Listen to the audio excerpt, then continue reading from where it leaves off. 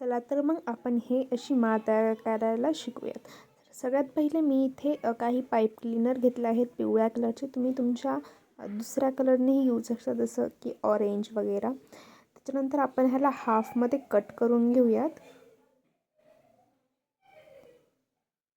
त्यानंतर आपण ह्यात असे 3-4 कट केल्यानंतर आपण त्याला परत हाफमध्ये मोडून घेऊयात.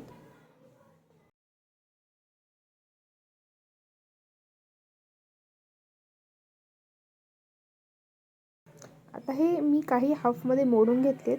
त्यानंतर मी असे 2 पाईप क्लीनरचे तुकडे घेतलेत आणि त्याला एक पाईप क्लीनरने असं वरती टाईट करून घेणार आहे. तुम्ही बघू शकता मी जसं करते आहे तसं तुम्ही पाहून घ्या.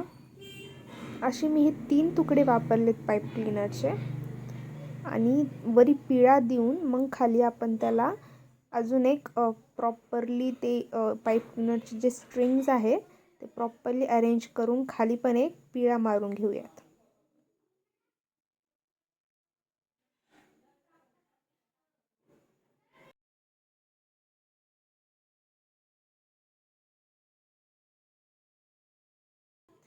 तर बघू शकता तुम्ही अशा प्रकारे आपण ही एक पाकळी तयार केलेली आहे.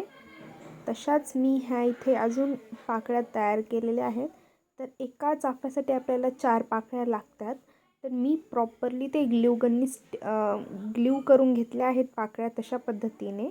त्यानंतर आपण त्याच्या बेसला जे आहे त्याला आपण ग्रीन टेप लावून घेऊयात. माझ्याकडे ग्रीन टेप नव्हती त्यामुळे मी ही सॅटिन ग्रीन कलरची रिबीन लावलेली आहे. तुम्ही ग्रीन कलरची टेपही लावू शकतात.